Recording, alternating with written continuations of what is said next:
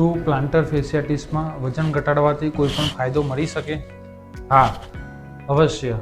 Planter ફેસિયાટિસનો દુખાવો એટલે કે એડીનો દુખાવો મોટાભાગે વજન વધવાના કારણે થતો હોય છે. અચાનક શરીરનું વજન વધવું કે જેમ કે 10 કિલો અચાનક વધી જવાથી અથવા તો પ્રેગ્નન્સી પછી પ્લાન્ટર ફેસિયાટિસનો દુખાવો અતિશય વધતો હોય છે.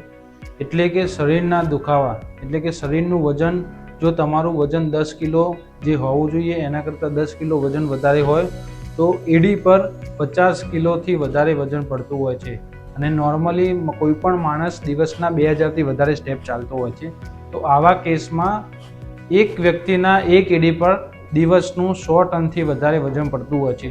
જો આપણે આ વજન લગભગ 10 કિલોથી કે જે હોવું જોઈએ એના કરતાં 2-5 કિલો ઓછું હોય તો આપણો પ્લાન્ટર ફેસિયાટિસના દુખાવામાં ઘણો બધો રાહત મળી શકે છે.